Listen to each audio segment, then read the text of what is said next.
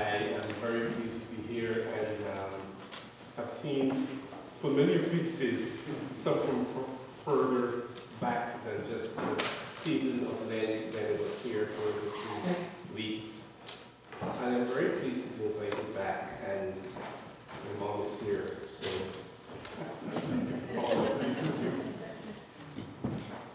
and I just want to say that in my conversations with others, I tell them, of all the churches, I feel at home in an Anglican church, and I feel at home today, and thank you very much for your welcome. So my talk today is around my work with the Correctional Service of Canada, and the work around prison ministry and the celebration, Holy Trinity celebration or commemoration of the prison ministry. And I've prepared some thoughts. I will read most of it. So over 20 years ago, and I'll start with my own personal story. Over 20 years ago, an older man at the mosque that I frequented asked if I was interested in visiting Muslim men at the Dawn jail. I didn't know why he asked me, but the question took me by surprise. Why surprise? Well, I need to let you know that I grew up in a culture that did not view prison or prisoners in a very good light at all.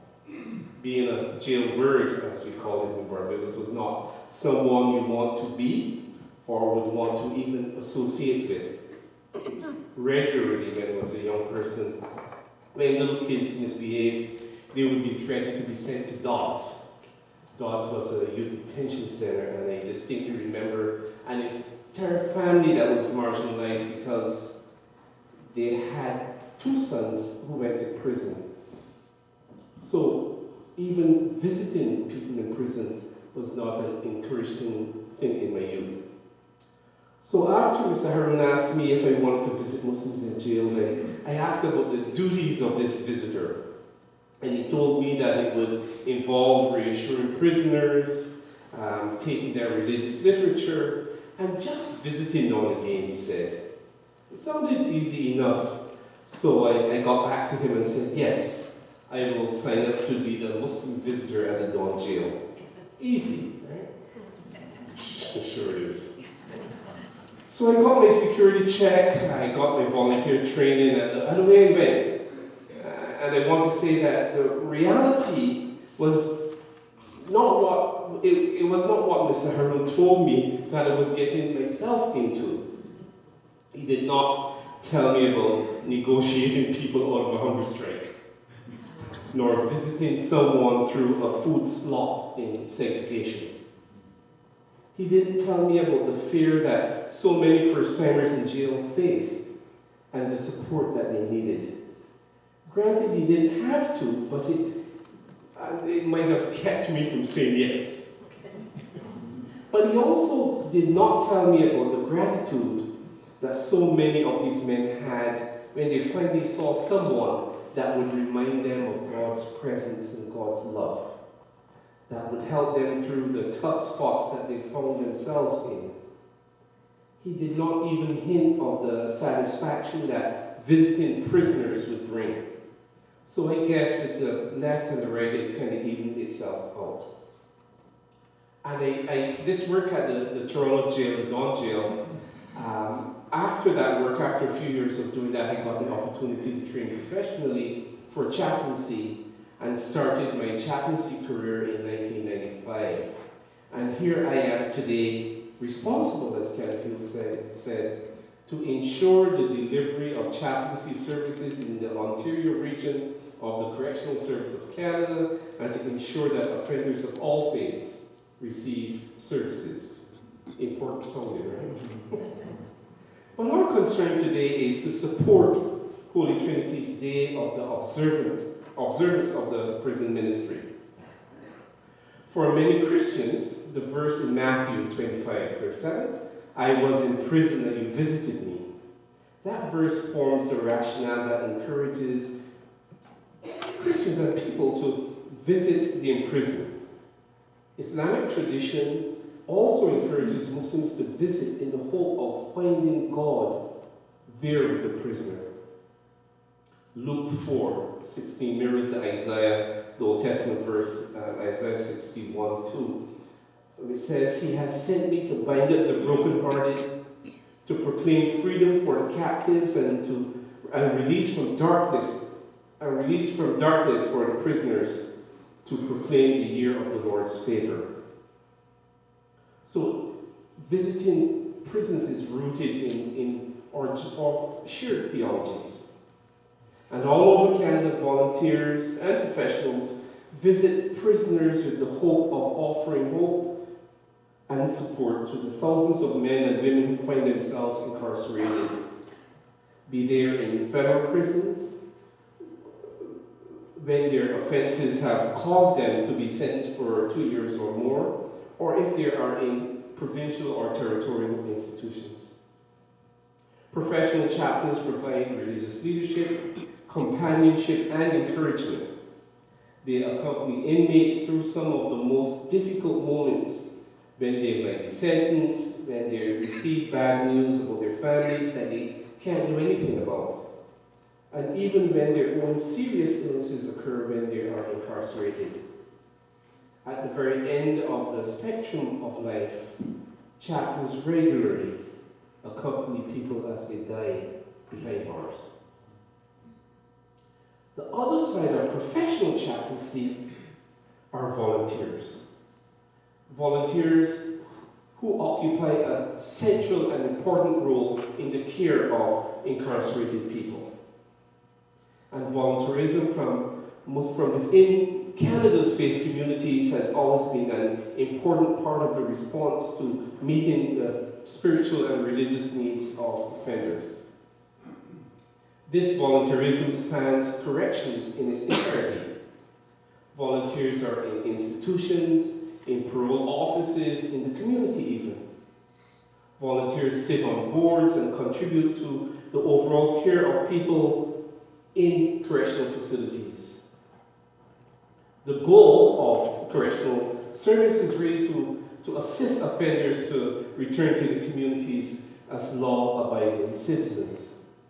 And volunteers and faith communities can and do play a significant role in this reintegration of incarcerated people. People who might visit prisoners can attest to the reception that they receive when they go actually to see people, whether they are behind bars or if they are in a halfway house. The smiles that welcome so many people show that the smiles and the welcome that people show, and they remember that when they would visit people at the Dawn jail who hadn't seen anyone from outside the prison for a long time.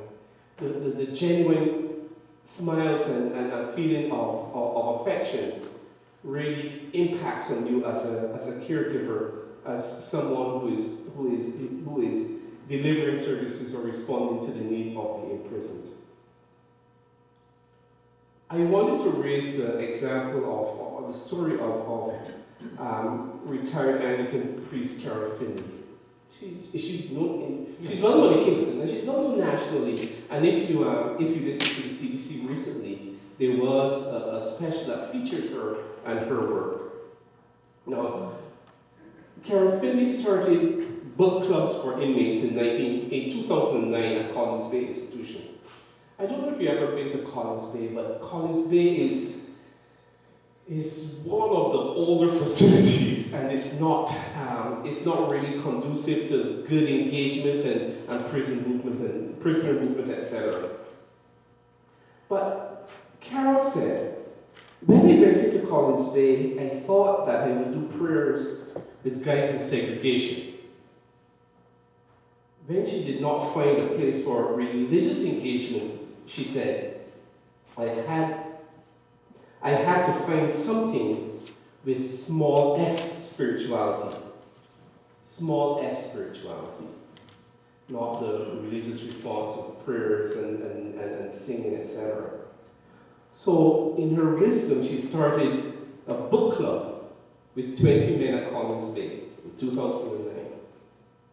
Today there are 17 book clubs for inmates in 14 institutions and 16 community residential facilities across Canada. This small spiritual activity earned Carol the Taylor Award, which is Corrections Canada's highest award for volunteerism, and it was very well received. The work that she has done, and I've seen, I was present at the St. Collins Day when she received that award, and the love that the men that were part of the book club at Collins Bay showed for her was tremendous.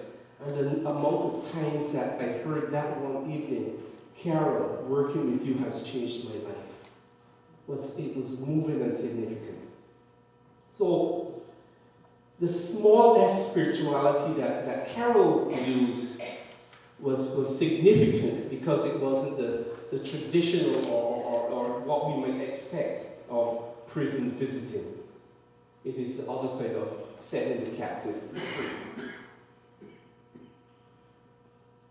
So I said that in the governmental side, Corrections Canada has a number of layers and structures that the faith communities are engaged. There's an Interfaith Committee on Chaplaincy, where Canada's faith groups actually advise and meet with the Commissioner at least 3 times a year to advise the work of Canada's faith communities in prisons. Imagine you're part of a committee that meets with the Deputy Minister 3 times a year. It doesn't happen very regularly, but it shows the importance that Corrections Canada has on the role of spiritual and religious care within its institutions. Faith community volunteers also serve on citizens advisory committees that provide advice from Joe Q Public as to how corrections is working within the society. Faith and religious community volunteers are also members of ethnocultural advisory committees across Canada, and many other initiatives that form part of the role of Correctional Services Canada. Historically, chaplaincy has been the birthplace of restorative justice in Canadian prisons and communities. Chaplaincy has also been the birthplace of community reintegration, and it has also been the birthplace of circles of support and accountability. Circles of support and accountability has been a place where people that traditionally have never been served and people that did not want to even serve them, high-risk sexual offenders, pedophiles and the like, they too get out of prison. And in the past, they would always reoffend and re-enter the prison system simply because they had no support from the community. It is the faith communities that engage these people, that formed a circle around them. It's still called a circle, and the core member being the person that is this high-risk offender. But that circle of support and community, circle of support and accountability, is something that holds the offender accountable for their actions, but also supports them in their daily living. We also have faith community reintegration projects that work with faith communities to get involved in the lives of people who are leaving the institutions. Regularly, people that end up in prison find that they are not, they have a chance finally to start thinking. And many of them find a relationship with God, a relationship with their faith communities, and have that life inside of the prison.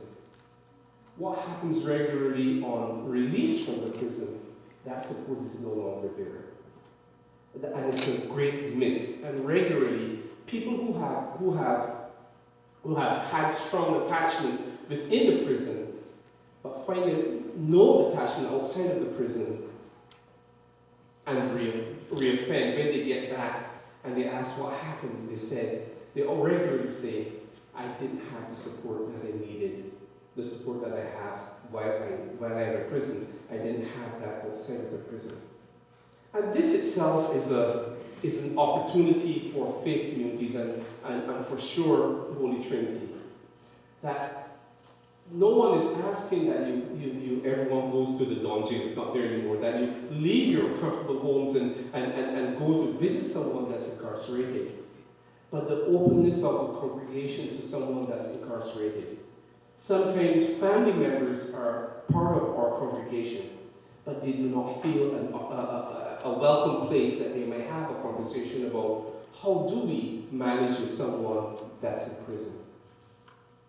These FCRPs, these faith community reintegration projects, seek to engage the faith communities where they can provide persons, for sure, but that they might also provide material help for prisoners and their families.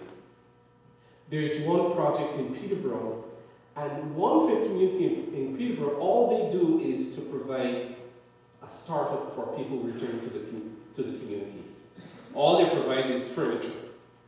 And our chaplain who's working in Peterborough, when there is someone that's leaving the institution that has zero support, a family has abandoned him, he doesn't have a job yet, he's living on welfare, he might be in a second stage housing, and willing and just about to go into his own apartment, he doesn't have any furniture, doesn't have anything. So this one community, all they do is to provide furniture.